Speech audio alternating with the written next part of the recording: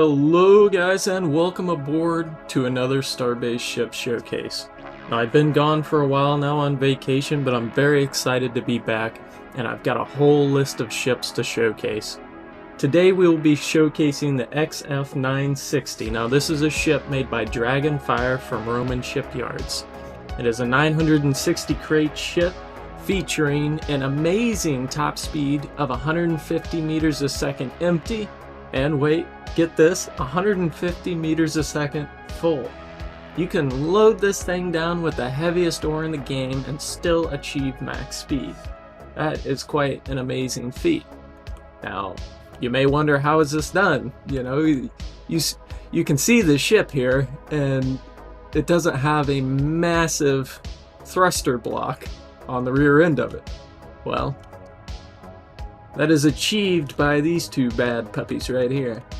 Two massive plasma thrusters. Now, they each have 18 rings, and that is also powered by 6 batteries, 14 T3 fuel chambers. It's got 16 propellant tanks on the rear here. It's quite, I'm trying to think of a good word for it. It's an effective and efficient design, right? It's simple to look at. It was quite easy to go through and figure out what's what. Right here on the sides we have our ore crates, in the middle we have our plasma thrusters. On the outsides we have a handful of angled box thrusters, and on the front we've got some reverse thrusters as well, triangle thrusters I believe. And then on the back here he's worked in those propellant tanks. And then towards the rear again we have those plasma thrusters. Now let's go ahead and move up to the front here. Let's take a look at the front. We've got the power plant in the front. We've got some radiators there on top, and as well as some design panels to make the ship look nice and pretty. So in here we have all the generators. We've got the fuel rod slots. There is also room for 13 spare fuel rods. We can see some of them right here. And then moving up, we've got the batteries here. Now this ship doesn't mind, so it can run off 6 batteries. And finally we have the cockpit. Now if we take a seat here and we look around at the cockpit, we can see that there's not actually a whole lot to it. It is a pretty simplistic design up here in the front. Towards the left hand side we've got our light switch. We can turn our lights on and off. We've got our generator shutdown button. This little panel here goes over the structural integrity of the ship, as well as it tells you if you're in the safe zone or not. Moving more to the left, we have our transponder. This button doesn't do anything as of now. We've got just some general good to know information. On the right hand side we've got our typical ISAN display with our coordinates. We've got some fuel and propellant levels, rod time, YOLO integration here, and then we've got this button here. It says main on it, and really this is all you need. It's such a simple setup to get rolling. You press this button and you go. You have to wait until the charge level gets to 1, or else the plasma thrusters won't work, which takes maybe 15-20 seconds, but it's not too long, and then you're good to go. And the final feature is the cruise button.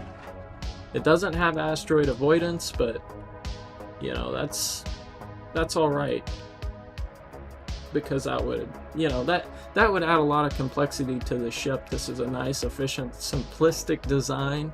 It gets the job done very well. Now here's the deal. Hauling 960 crates at max speed, that's nuts, right? I've tried to make designs myself. I probably spent a month trying to make a design similar to this. Of course I was only using 1 plasma thruster, but I wasn't all too successful. You know, the ship was slow. This ship here, I mean, you know, don't hold me to it, but this very well could be the fastest way to transport 960 blocks of ore. I mean, it's nuts. Now, the downside to this is these two plasma thrusters. These two plasma thrusters add in an enormous cost to this ship. This is not going to be a ship you want to leave and forget, go take a leak, you know, get something to eat, whatever. This is, you're gonna want to be glued to that cockpit watching out for asteroids. A very, very, very expensive ship. But with that being said, it may very well be the only ship that can transport this much ore at its speed. I mean, if you want to get some ore somewhere fast, this is the ship to do it in. Again, top speed, empty and full, does not matter. It's crazy. Alright, let's go ahead and take a seat here in the cockpit and do some maneuvering tests. We look at our pitch here. It's not too bad for being 960 crates, you can't complain. Of course, on the yaw, it is slow, but that's typical among most ships I showcase. And then the roll, again, is slow, which is also common. I would say it's probably more common for the roll to be slow than the yaw, but... Alright, and then of course, we can go full bore here. And we can see that we are absolutely hauling ass. We are just moving.